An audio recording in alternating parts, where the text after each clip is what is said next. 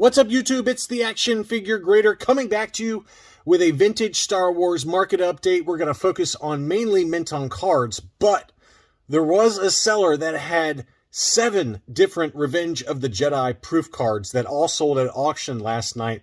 So I had to cover those. They were pretty incredible, and the prices were actually very, very fair, I thought. So we've got everything from early card backs all the way through the droids line. You can see over here on the right-hand side a graded Sice From kind of peeking out saying hello with his ugly face. He looks a lot like me. The resemblance is pretty uncanny between me and Sice From. I'm just throwing that out there. Let's go ahead and dig right in. The first one I've got is a 12-back C R2-D2 graded 80 by Collector Archive Services. The subgrades were 80, 80, 85. This was a punched example with no price sticker, but wow, that's a really nice looking example there of the 12-back C. And that's one that, you know, if you've been following these market updates for a while, this one's been on the way up. I don't know why. I guess there's those R2-D2 focus collectors are coming out of the woodwork, trying to fill out their collection while prices are a little bit flat. And, you know, this time last year, I mean, I documented several very high-grade examples that sold around $900, $1,000. Then it creeped up to $1,200. And now it seems like the going rate for a nice high-grade 80 and above 12-back C R2-D2 is now around $1,500. It's been very consistently selling for that price, but that was a beauty. We also had a couple that were in my what to buy videos, and the first one is a 21-back A AFA 80 Death Star droid. A little bit of wave to the card. It was a punched example, no price sticker. The subgrades on that were 80, 85, 85. So 2 high subgrades. You can see on the back of the card there, it's got just a little bit of wave at the bottom there by the 20th Century Fox film. It's just got a little bit of wave digging out there, and that's okay. I mean, it's not a big deal. It certainly presents great, beautiful blister, nice and crystal clear. That one sold for a little bit higher than I expected. I don't remember the exact numbers I quoted you in my what to buy video, but $1,000 is, I guess that's probably about right for this one. This is the one that I thought was probably in line with market. The other one that he had available that came in higher than I expected was this one. This is the 20-back D R5-D4. And obviously, R5-D4 is on everybody's mind with his fairly large role in Season 3 of The Mandalorian. So maybe collectors have just seen him enough here recently that I want to get some really nice early card backs with R5-D4. And this was a beauty. It had a price sticker, and it was punched example. The subgrades were 75, 85, 85, and I was way off on my estimate in my what to buy video. I think I said it would sell for between $800 and $1,000. It sold for $1,276. So clearly, I am way off as it relates to 20 backs. 21 backs I feel like are really easy to find, but the 20 backs with the free Boba Fett offer, those tend to command a slight premium, and this one was no exception. There was one that sold at Hakes that was a higher grade. I believe it was an AFA 80 that was also a punched example that sold for even higher. It sold for around $1,500. If memory serves, it might have even been $1,600. So AFA 75, that's probably about right, just given what the data point that we're all aware of at the last Hakes auction. Here was another beauty, and the price, the photos are sideways. But this was an unpunched example of the Canadian 21-back for the Luke Farm Boy. So this has got the French language, beautiful card, beautiful blister, and it looked like it had a little indentation in the upper left-hand corner, but gorgeous unpunched French-Canadian 21-back Empire Strikes Back transition card for Luke. And wow, that was a stunner. That one sold for $2,025 in an auction, 13 bids, free shipping. So, you know, the blister looks legit to me. I mean, it might have a little bit of peeling going on in the upper right-hand corner of the blister, but that one was a stunner, to say the least. And again, I'm assuming that it's all 100% legit. It looks legit just based on the photos. So $2,000 took home that one, and that was certainly a really nice looking item. Here was a 32-back B Boss, the poor man's debut card. This one had a Toys R Us price sticker that had been attempted to be removed. Leave the price stickers in place unless you're a professional and you know what you're doing. Otherwise, it could hurt the values a little bit. But otherwise, it was a pretty great condition. There was a ding in the upper right-hand corner of the blister, but still nice and crystal clear with the gun taped to the inside. Beautiful looking figure, and we documented one on the channel that sold for a song and a dance. It was $650 or so. That was an AFA 80 clear blister, 32 back B. This one's probably a 75 at best with the sticker damage, but that one was listed for $350, $10 shipping, and it sold for $330. The $330 was the best offer that was accepted, which I think, for a 32B Bosk, that's about as good as it gets there. You can see there it's the orange head Bosk, and it did have a pretty pronounced ding in the upper right-hand corner. Probably an AFA 75 would be my guess on that one. But $330 took that home. That was a great deal. This was another really fantastic deal. This was an unpunched 32 back B Leia Organa in her Bespin gown. AFA 80. The subgrades were 80, 90, 80. Wow, that is an incredible item, and I could not believe the final sales price. I was kind of watching it, very casually. I was not planning on bidding on it, but $558.88 for that one is a bargain. That is a bargain. I would have expected kind of $800, $900 minimum to get a 32B ball. I mean, now it's not the debut card. The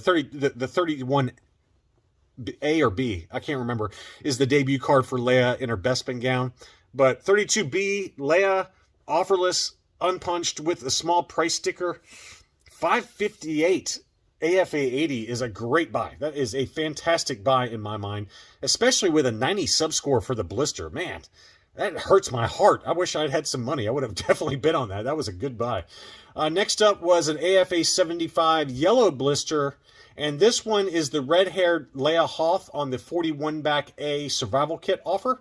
Unpunched, pretty nice looking card, just very faint yellowing to it, but AFA 75, the blister got a 70, which I can't see why. It must have something going on with the blister, but the blister looks every bit of a 75, but let's see what we got going on there. I can't see why this got a 70 for the blister score, but overall 75 grade. That one sold for $460 US, 618 Canadian dollars up in Canada and Ontario.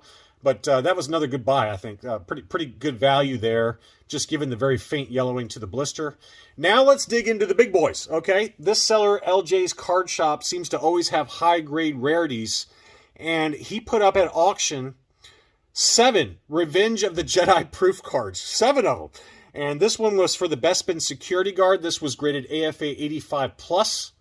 Beautiful example there. That one sold for $1,000 plus $20 shipping. Only one bid on that one. I think for an AFA 85 plus, any proof card, any of the Revenge proof cards for an AFA 85 plus for $1,000 is a good buy in my mind.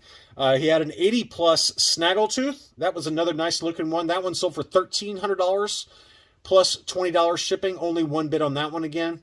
80 plus for the Zuckuss. That was a stunner as well.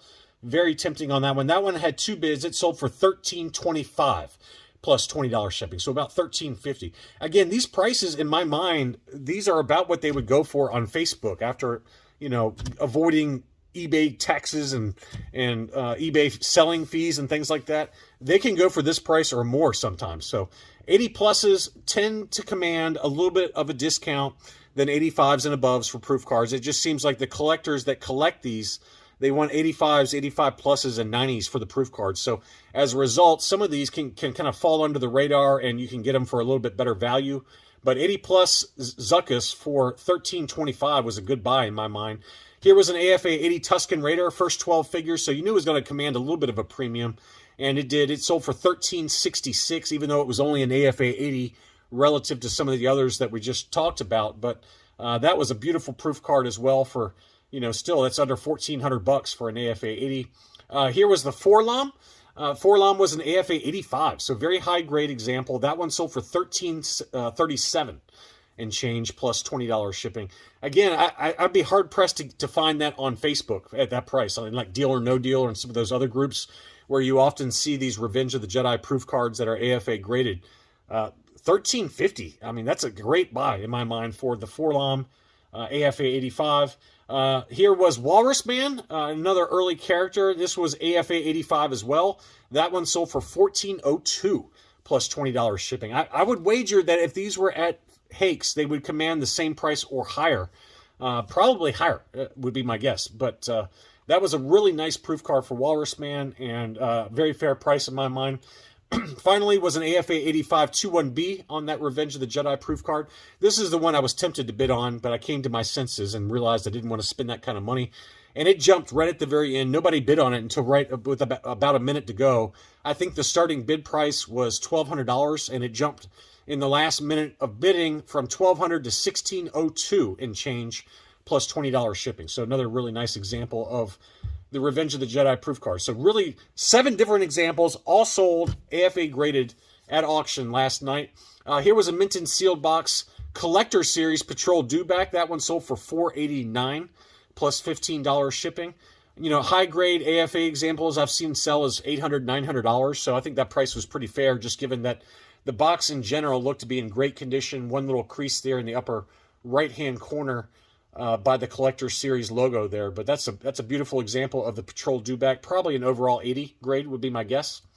Next up was a beautiful tri-logo unpunched R5D4.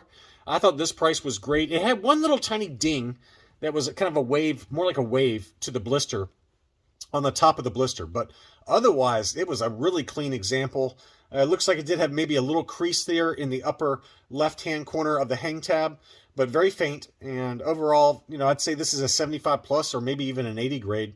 And that one sold in Australia for 610 Australian dollars, which is 410 US dollars, plus another $37 shipping for those of us in the US. So let's call that, you know, 450 bucks or so for a tri-logo R5D4 unpunched. That's a bargain. That's a price I would have been willing to pay all day long. Really good price there. Next up was an unpunched tri-logo Lando Calrissian, General Lando Last 17. This one looked to be in great shape as well. The photos were not great. It looked like it had maybe a little indentation at the top of the blister there, but card looked to be in really fantastic condition overall. I would say this is probably an 80 grade overall. It just depends on how they score that blister, because the front of that blister was just faintly indented in on the front at the top.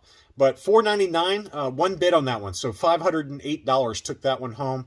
But that's a beautiful example of the Last 17 General Lando on the tri-logo unpunched. A couple of different Baratas sold on the Power of the Force card. This was an unpunched example with fairly moderate yellowing. $208.50. $208.50. I mean, you know, you can buy those loose ungraded Baratas complete. Would set you back probably, what, 200 bucks, I'd say? 175 bucks. And loose graded, high grade AFA examples are 250 plus. So to get it mint on card, unpunched, and again, it does have some fairly moderate yellowing to the card back, but $208.50 was a steal of a deal in my mind for that one. Next up was another Barata. You know, I don't know what's going on with the punch on this one, so I don't know if this is a fake, but you know, if you look at the hang tab on this one, it's a very wide hang tab versus this one, which looks to be the more traditional Kenner hang tab. So I don't know much about Power of the Force. I don't collect them. I don't have any of them. So I don't know if this was a recard or what, but it did have a slightly different hang tab punch there. So it very well could be a fake. I don't know. But it's a yellow blister, so, you know, I find it hard to believe that this is a fake. I just don't know much about those hang tabs and whether they came with different sizes. So those of you who are experts out there on the Power of the Force line, by all means, comment below and fill me in, because I don't recognize that kind of hang tab punch. It's kind of a very wide hang tab. Anyway, that one sold for 300 bucks plus $10 shipping. So I mean, you know, it's hard to fake a yellowed blister. Let me tell you that. So I would imagine this is probably legit. I've never seen that kind of hang tab before. I've just never noticed it since I don't collect them. But next up, I had 2 different Luke Skywalkers in his indoor poncho that sold. This one had very faint yellowing to it. It also had a price sticker. Fred Meyer. Anybody remember Fred Meyer? And this was a punched example. Nice looking card though overall. Pretty great shape. This is probably about an 80 grade. That one sold for $479 plus $10 shipping. I thought that was a pretty great price as well. And I thought I had 2 Luke indoor ponchos, but I guess I only had 1. But anyway, that one sold for $479, $10 shipping. And then the A-Wing pilot, same seller. This one also looked to be in really great condition. This one was punched. No price sticker on this A-Wing pilot, but another beautiful Last 17 figure. And that one sold for $496 plus $10.55 shipping. And then I had a couple of droids items that sold. This one is the US card for the R2-D2 pop-up droids cartoon series. This one sold down in Australia for 1,500 Australian dollars plus shipping. Only one bid on that one. I don't know what the conversion rate is. I would guess $1,100 or so, somewhere in that ballpark. But that was a really nice looking example of the pop-up R2-D2 Droid series mint on card. Beautiful looking card there. And then finally, the Sice From. This one was graded CAS 75. The sub scores were 75, 85 for the blister, and the figure score was a 95, and it was a clear blister. So stunning looking Sice From here, and we all know how expensive they've gotten. I mean, there was a loose graded one that sold at Hakes here recently for $1,100 or more. I mean, it was a big number. But this is a clear blister Sice From. What a stunner! And the list price on it was $3,000, or really $2,990. So let's call it $3,000. The best offer that was accepted on this one was $2,550. So Sice From continues to go up in price, and that was an absolute stunner with a clear blister with two very high subgrades, 85 and 95 for the subgrades. Wow. You won't find that very often, and it was every bit worth of that $2,550 in my mind, just given what Sice From, mint on card or loose graded, have done over the last 2 years or so. So anyway, I hope you enjoyed this look at some recent sales prices for vintage mint on card and mint in sealed box items. Thanks as always for watching, and I'll be back soon.